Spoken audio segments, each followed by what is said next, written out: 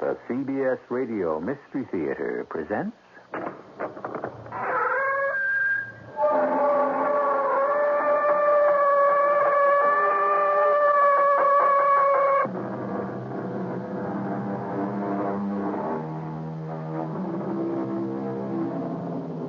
Come in.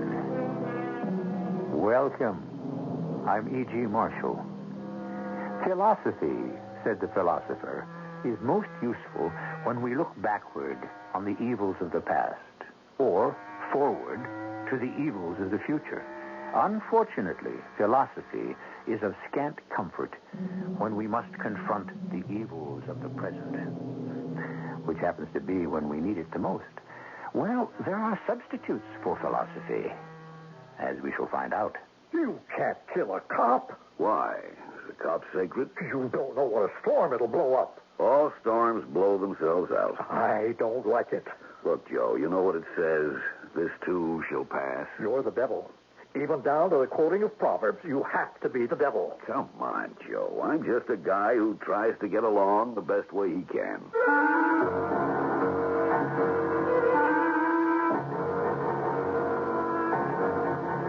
Our mystery drama, Uncle Louie, was written especially for the Mystery Theater by Sam Dan and stars Tony Roberts. It is sponsored in part by Buick Motor Division and ARM, Allergy Relief Medicine. I'll be back shortly with Act One.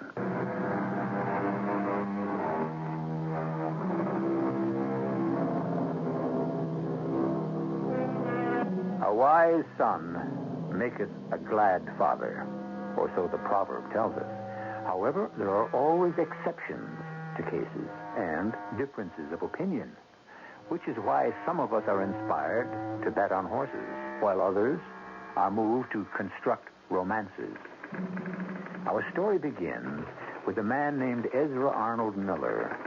Both his name and his initials, EAM, appear constantly in the newspaper. He is perhaps one of the best-known reporters in the city.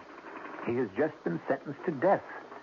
Oh, no, he has not been found guilty by a jury of his peers, nor has the verdict been handed down by a legally appointed judge. But a trial has taken place. All the evidence, for and against, has been weighed in the mind of one man, and one man alone has made the fatal decision.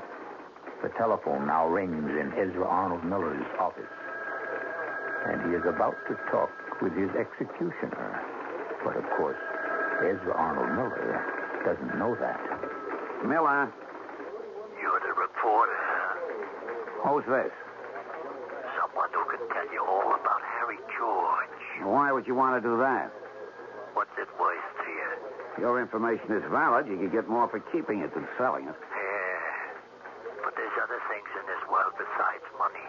Name a few. Why don't we meet someplace, huh? You could come up here. All I have to do is be seen walking into a newspaper office. Well, and, You know, Southside Park? Yeah. You know where the merry-go-round is? Yeah? Right in back of it is a path with benches. I'll be sitting on the first one. 4 o'clock this afternoon. 4 o'clock, huh? Be there. Hello. 4 o'clock. Harry, Well, Joseph, I have to talk to you. isn't it, dangerous for us to be meeting like this? I just found out about Ezra Miller. Oh? Who told you? That's not important. It is to me. Harry, you can't kill a newspaper reporter. Why not? Do you appreciate the kind of hue and cry that'll create? Yes, I think so. The people won't stand for it. Joseph, you of all people should know that the people will stand for just about anything. You can't outrage public opinion. Sure you can, if you don't do it too often. Harry, I am a politician. So am I. But I'm in politics, openly. I'm an elected official. I'm in the city hall every day. Miller is out to get me, and he's very close. No other muckraker has ever gotten this far. But the still... man has to go for 2 reasons. First, he's a fool. I arranged to have an offer presented to him. What did he want? Money, connections, a book published, a TV show. We even offered to throw him a few fall guys so it would look as if he'd smashed the syndicate. But your Mr. Miller is stupid. He's not my Mr. Miller. You know, I'm only trying... Actually, he's too stupid to live.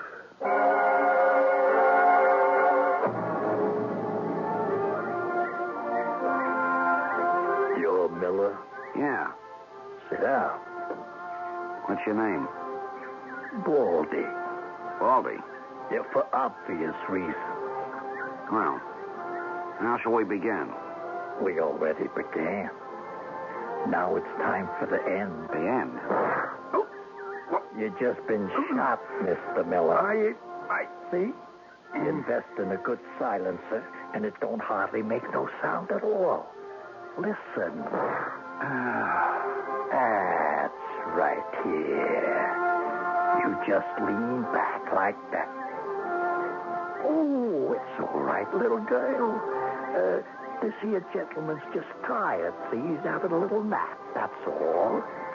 Here's 50 cents. Why don't you go and have a ride on the merry-go-round? You can take it. That's it. Oh, Father Burke? Oh, by all means, send him in. Once again, the good father. Oh, well, come in, Father. Sit down. May I offer you something? You could offer me your confession. Oh, Father. I realize I've been lax in my religious duties these many years. What I had in mind, Harry, was a signed confession to the murder of Ezra Miller. But I didn't do it. We split hairs. You had it done. Father Burke, how can you say that? Because I have here your check for $25,000. Father, it's for the building fund of the church. It's a game we play, Harry. After every one of your outrages, you make a very generous donation. Father, be fair. That's hardly proof. Proof enough for me. And here I am again, Harry, to return your check. Is it right to deprive me of the privilege of helping to build a new church? The money has blood on it. Father, you do me an injustice. Ezra Miller belonged to my parish. Fine reporter. You won't get away with it, Harry. Father, I find you refreshing. But not convincing. As a young priest, everyone was so charmed by your brilliance. Everyone predicted you would go far. I didn't think so. You didn't. I was right. You never got beyond the parish. You're right. Even back then, I said, here is a man who's too, abrasive. You see, Father, in life there must be a give and take. Live and let live. An acceptance of the game and the rules it's played by. And since Ezra Miller approved of neither the game nor the rules, he paid the penalty. Yes. This is the first time you ever made such an admission. There's very little you can do with it legally, Father. Why did you make it to begin with? I hope to convert you. Convert me to what? Reason. Continue. Father, I am in business. And what do I sell? Vice. That's my product, vice. Gambling, girls, narcotics. You follow this? Yes, but where does it lead? To a sad but sobering truth. Which is? The public is ambivalent about vice. Really? On the Sabbath day, they come to you so that you may assail it. During the rest of the week, they come to me so that I may sell it. The public wants its forbidden pleasures, and it will have them, Father. Therefore, we cannot permit the situation to get out of hand. We cannot have anarchy. Indeed. The thing must be controlled. It has to be run in an orderly, business-like fashion. Since the people insist on having their vice, then vice should be made as safe as possible. Fascinating. So you see, I perform a most useful public service. I'm not the one who's a danger to society. No? It's the Ezra Millers of this world who threaten our orderly existence.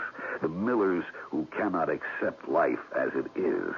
Who have no understanding of basic human nature. Perhaps one day you'll see the light, Father. How can I reach you, Harry George? Is there anything I could ever say to you that would strike even a spark of humanity? I wonder.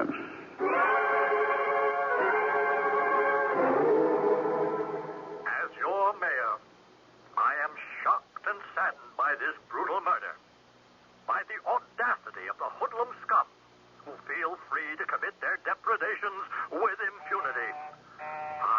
Just a minute. I assure you, this dastardly act shall not go unpunished. Yeah. Furthermore, You tell him, Your Honor. as long as I...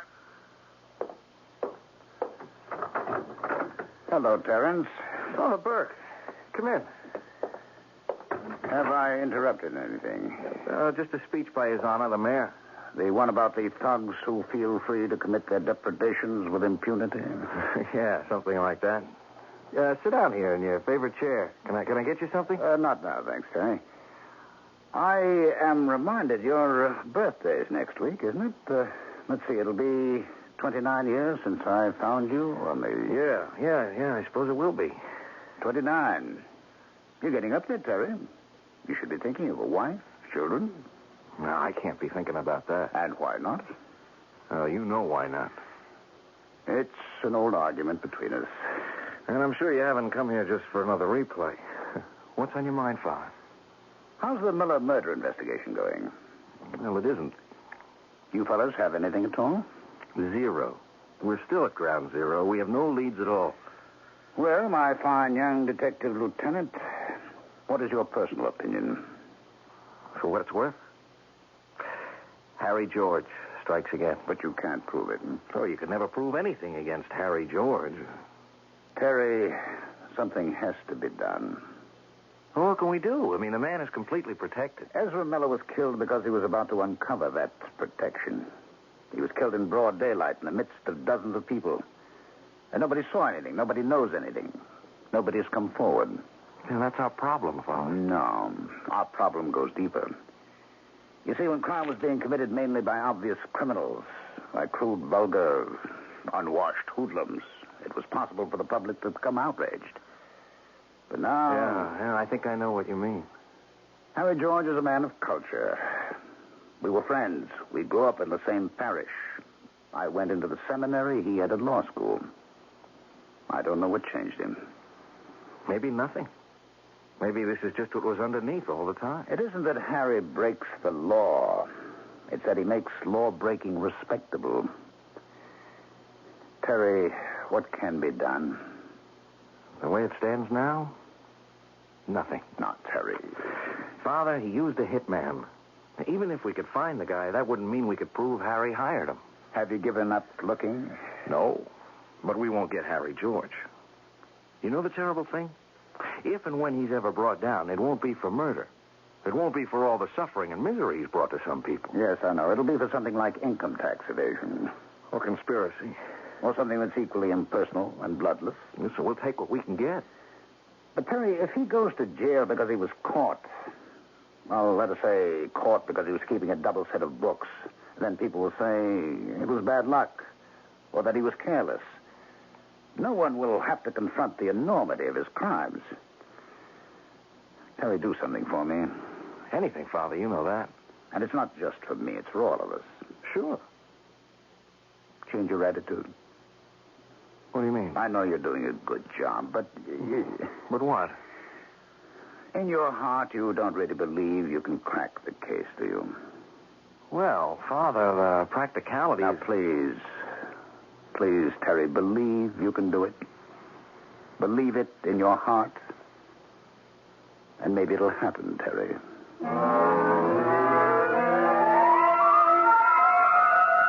Faith. We are told it can move, or more accurately, remove mountains. However, how effective is faith when it comes to solving crime? Actually, it might be better to have a liberal supply of convincing clues or some incontrovertible evidence. But lacking these, faith, if properly pursued, is next best. I shall return with Act 2 shortly.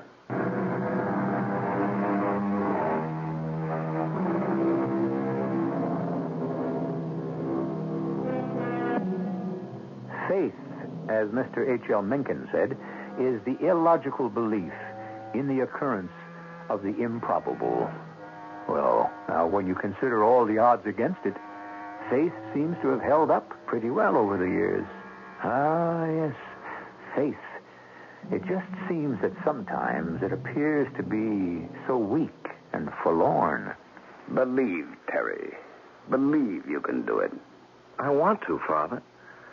I believe you can do it. Thank you for that confidence. You of all people. Why me? Because I believe that there is an order to things, a fitness. But why me? What are you getting at? Nothing, Terry. Just have faith, will you? Yes, Father. Believe in your heart that you can track down the killer. I'll try, Father. I'll try my best.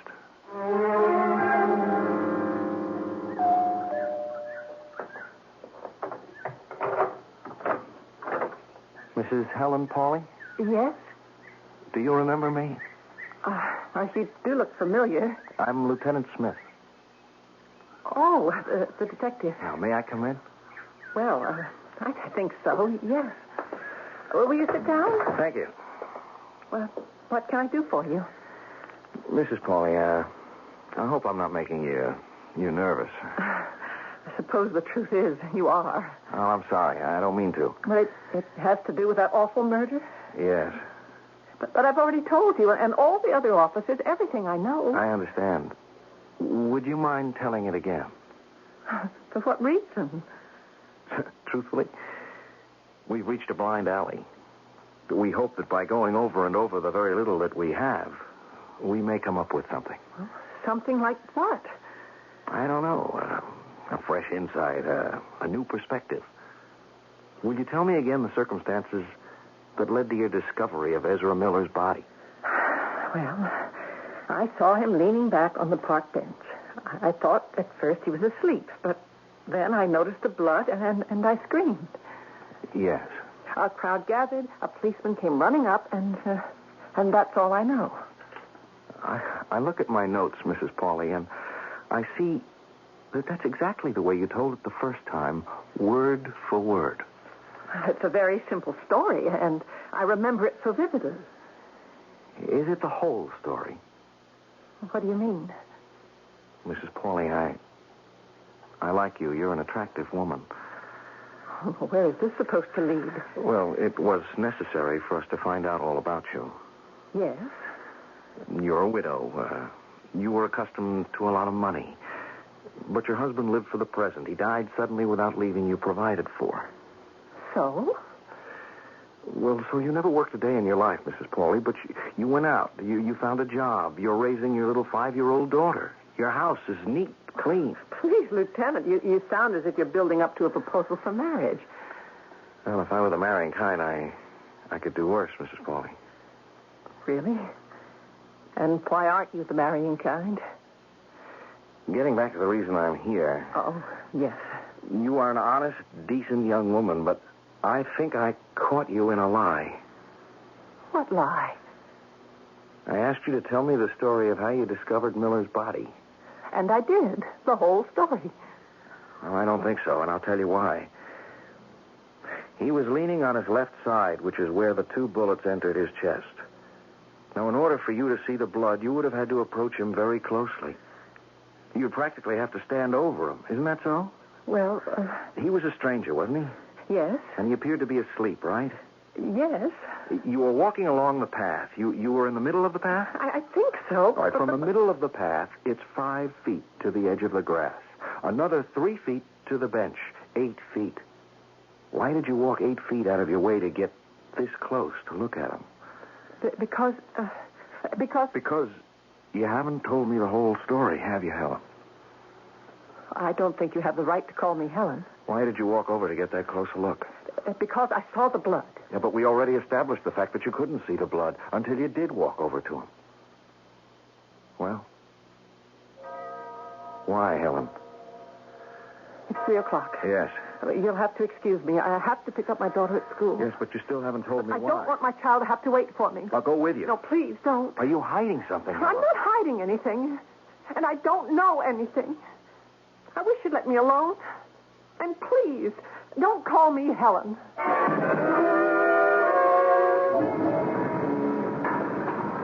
Hi there. Oh, it's you. I was wondering if we could talk. I have nothing to say to you. Well, that isn't true.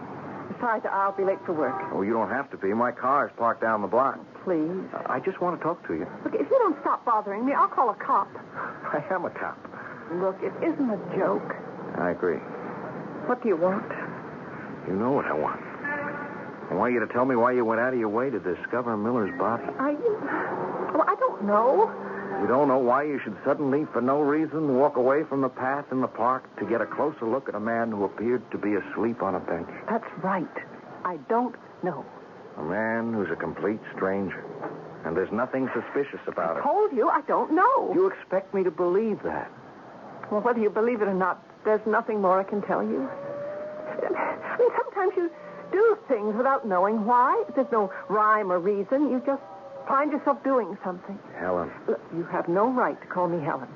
My name is Mrs. Pawley. Don't you dare play the patronizing police officer with me. I called you Helen because I like you. Well, you have no right to like me. Oh, I'm sorry. I can imagine what I must sound like.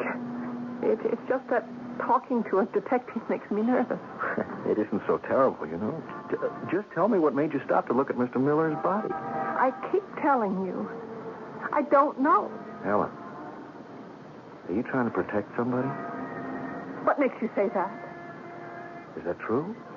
It's the most ridiculous thing I ever heard in my life. Look, Helen. If you don't stop annoying me, I'll call a lawyer. I mean that. Okay, Helen.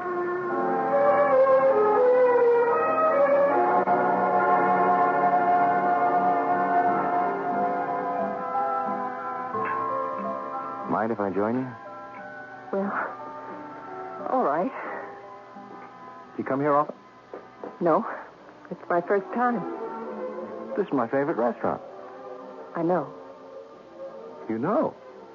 I might just as well tell you the truth. I wanted to see you. About what? You know about what. I haven't been able to sleep at night. I'm sorry. Guess it's my mother's fault. Why? What did your mother do? Oh, she said to me, honey, whenever you're in trouble, you just go up to a policeman. That's why he's there, to help you. I know that sounds silly. No, I don't think that sounds so silly. Why? Did your mother say the same thing to you? I never knew my mother. Well, anyhow, I guess these things stay with you. And so I knew from the first minute you asked that I'd have to talk to you. But I was scared. I'm still scared. Maybe when it comes down to it, I'll just get up and run out of here without saying anything. Tell me why you're scared. I could have gone to police headquarters, but that would have made it an official thing. And this must be, it just has to be off the record. So I called your office, and they said you'd gone to dinner. I said it was a matter of life and death, which it is. And they said, try Vincenzo's. Here I am. And now that you're here... Look, you've got to give me a chance to build up my courage. Well, let's try some dinner. What would you like? I don't think I can concentrate on food. But you should. I'll order the special. Well, what is it? It doesn't matter. It's always great. Vincenzo, due speciali and vino. You see? Taken care of. Ooh, life is so efficient and orderly with you, isn't it? Yeah, I try. Is that why you're never married? How do you know I never married? You told me you're not the marrying kind, remember? So I did. I understand why. Do you? Actually, married life isn't for people who are orderly and efficient. Why is that? Because married life is neither efficient nor orderly. Really? Truly. You can't fully control your existence. There's another person whose wishes and needs have to be respected. And with children, things can become chaotic, to say the least. Well, that's not the reason I never married. Well, what is the reason? Forgive me. I didn't mean to pry. I haven't married because I don't know who I am. Aren't you Detective Terrence Smith of Homicide Squad? Terrence Smith was the name Father Burke gave me. I was one of those newborn infants you read about who are found in the doorway of a church. Oh. I don't know why I told you this. I think I know why. Do you? It's because you know that I'm sitting here trying to build up the courage to tell you something that's very close to me. So you thought you could make it easier for me if you gave me a secret of yours. Maybe that's part of it, but I think there's more to it. More? Maybe it's too early to talk about. I hope you're not on a diet. They've got fantastic desserts in this place. Terry, I guess it's now or never. Now, don't let me change the subject. All right. The Miller murder? Yes? There's a witness. A witness to the murder? Yes. You're telling me someone saw the person who murdered Ezra Miller? Yes, Terry. Who is this witness? My daughter. My little 5-year-old daughter.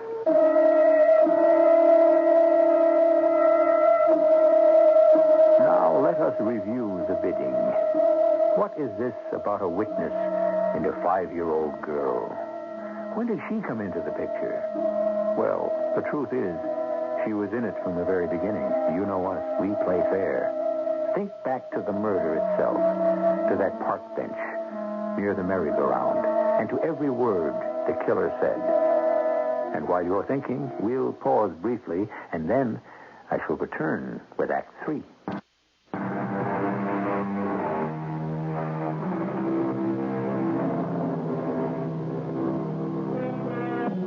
What is the Latin?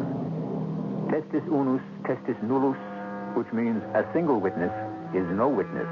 Of course, getting down to it, it all depends on who that witness is. And if the only witness in a murder case turns out to be a 5-year-old girl, well, which lawyer would you rather be? The one who prosecutes or the one who defends? Your little girl? This has to stay between us. You could never put a child her age on the stand. You know that. Yes. You couldn't even talk to her. She's too shy. Besides, by this time she's already forgotten the whole thing. Just tell me what the child saw. All right. Well, we were in the park. She was on the swing. She wanted ice cream. I said I'd get it, but you stay here, honey. Don't wander off. Oh, but she did, as usual. And when I came back with the ice cream, she wasn't there. But before I could get panicky, I noticed her. She was on the merry-go-round. Go ahead. But when the ride was over, I grabbed her and I said, "Where did you get the money?" She smiled at me. Said, "Uncle Louis." Uncle Louis? Yeah. I said, "Is Uncle Louis here in the park?" She said yes. I became frightened. So frightened. Why? Because Louis, my oldest brother, he died last year. Oh.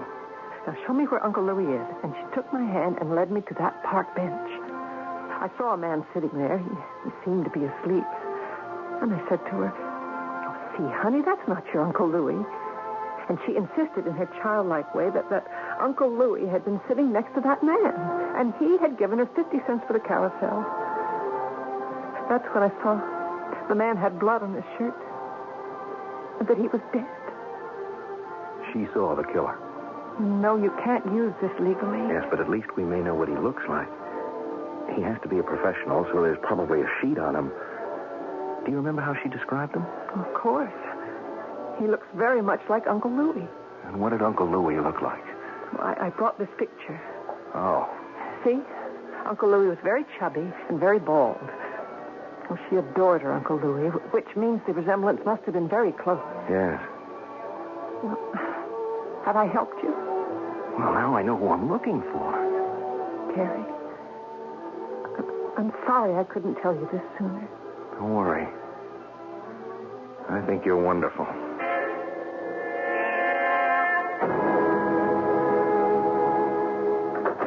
Sit down, Terence, sit down. Thank you, Father.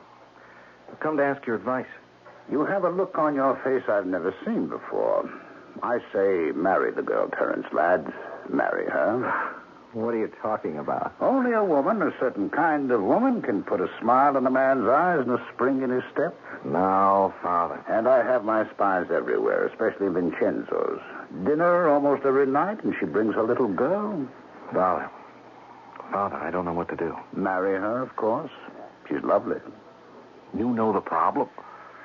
I know what you have chosen to make into a problem. How do I know who I really am? Or does it matter who your parents really were? How do I know what's in my blood? You know. By this time, you know. I don't. This isn't what I came here to talk to you about, Father. Oh? It isn't? I got a description of the killer. From whom? Well, it wouldn't stand up in court, but I know who he is. Can you tell me? He's a guy named Baldy Corzell. I assume he's a professional assassin. Right.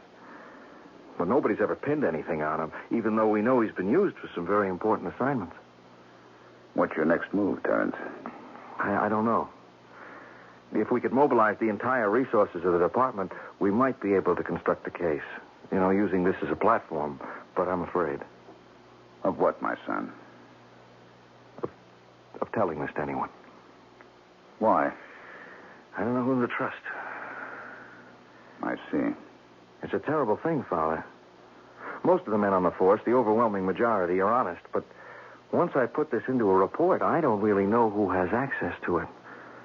Harry George has strength in the administration. It's even rumored that he owns the mayor. I wouldn't be surprised. And what could I put into the report? I'd have to name my source, and that would be unacceptable. Well, what can you do? Maybe I can make something happen. Be careful. I'm always careful. What I need is to be lucky.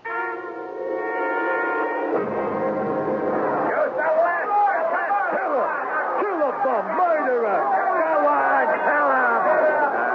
I'll bet you'd have no trouble killing either of them, right, Baldy? Except you couldn't use a 38. Just what are you looking for, buddy?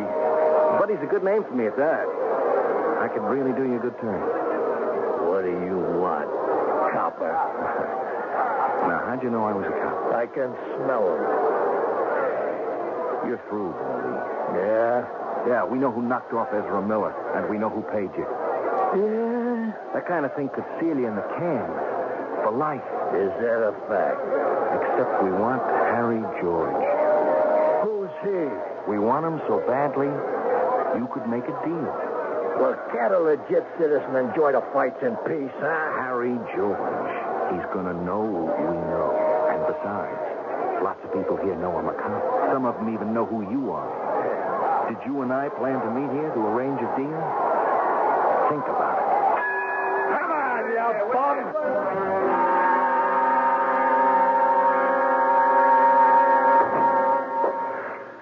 What's the matter, Harry? You have to find out something for me, Joe. Well? What is the true status of the investigation?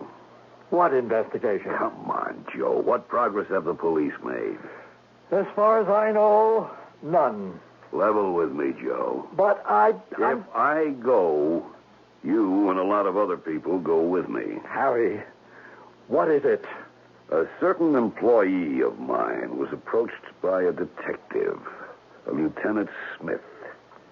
The Smith fellow knows he's the killer and offered him a deal. Now, what do you know about it, Joe? Nothing. The department has nothing. I'm in touch with the commissioner, the chief of detectives. There's nothing official. And how do you account for the fact that this cop knows? He must be doing it on his own. Why? It happens. Sometimes an ambitious cop will sit on a lead till he can make sure he can get all the credit for it. And this cop has to be taken care of now. Wait a minute. You can't kill a cop? Why is a cop so sacred? The public won't stand for it. That's what you said about Miller. Well, the sun still rises in the morning and sets at night, doesn't it? How many people even remember Ezra Miller? Listen, Harry. Listen to what? What do you really have to say? When is this all going to stop? When? I don't know. Maybe never.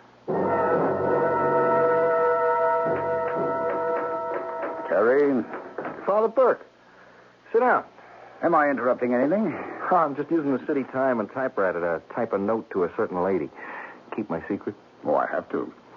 Terry, have you made a report of the thing we talked about? No, not yet. I would advise you to do it. I could ruin the whole thing. Harry George could have this fellow killed, and then it's all gone. But this way he could have you killed. Father, you worry too much. Sometimes I chide myself for not worrying enough. Terry, it's a dangerous game. The odds are too great against one man. Suppose Harry George finds out you're operating as a lone wolf.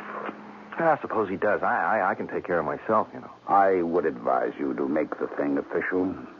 Why? I just feel that way. Think about it.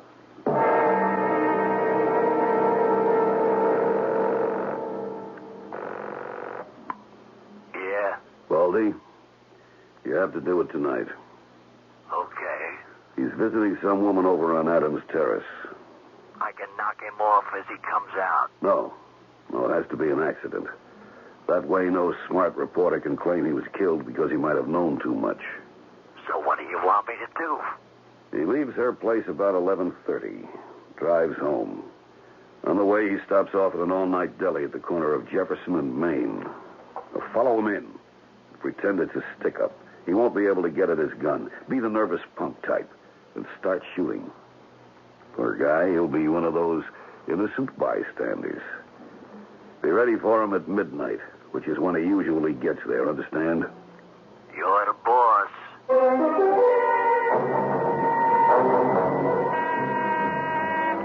One moment, please. Father Burke. I know it's late, Harry, but I couldn't sleep. So you decided to call on me.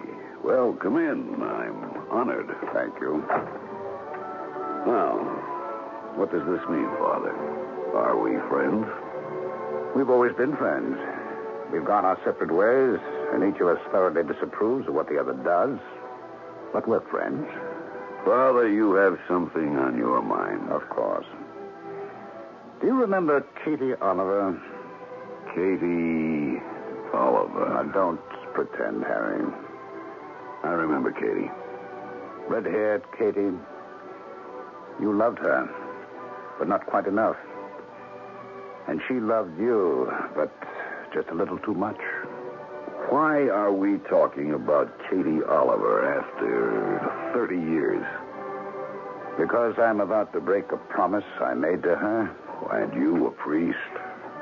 Katie disappeared a long time ago. She may not even be alive. And if she were aware of the circumstances, I am sure that she'd release me from my vow.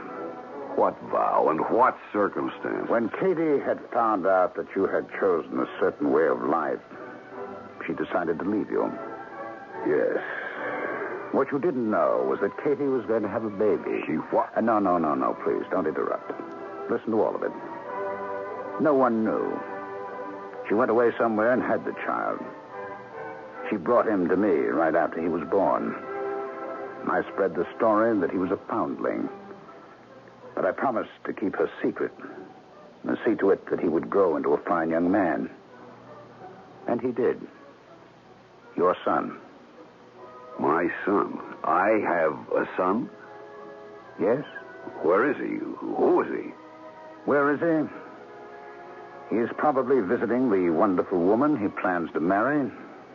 Who is he? His name is Terrence Smith. Terrence Smith? Detective Lieutenant Terrence Smith. Lying. Am I? Smith, he's my son? Yes. I don't believe it. Look, on the wall, you have a picture of Katie. You still have a picture of Katie, the only picture in the room. Look at Katie. Look at her red hair. Her eyes, a smile. Here's a picture of Terry Smith. Look at it. It's one face. He's my son. My son? What time is it? It's close to midnight. Why? Almost midnight. No. I have to stop him. Stop him. Harry, where are you going? Everybody stand still. It's a stick-up. All move. None of you. Everybody's hands way up. You, there. No, don't shoot. What the... Stand back, everybody. Everybody get back. I'm a police officer. You there. Pick up that phone. Dial 911. 911. Hurry. Now, please, let me through. I'm a priest. Let me through. Father Burke. Harry, you all right? Yeah, I think so. Look. It's Harry George, and that's Baldy on the floor. They're both dead. Yes. I just happened to come in here, and Baldy comes in with his gun out to pull a holdup. Baldy, a high-priced hitman. Why would he stick up a delicatessen? Yes. Why? Hey, I can figure that out. It could have been a way to knock me off and make it look like it was an accident. Make sense? Yes. Yeah, except that then in comes Harry George. We know what and who he is. He's got a gun, and he tries to stop Baldy from killing me. I can't figure it out. Why would Harry George do that? Why? Yeah. Why?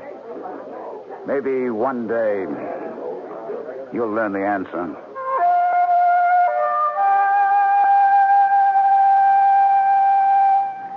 Did Terry ever find out?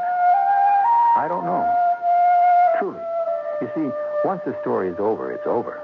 And if Father Burke ever decides to tell him, then that becomes another story. And you had yours for this day. I shall return in just a few moments.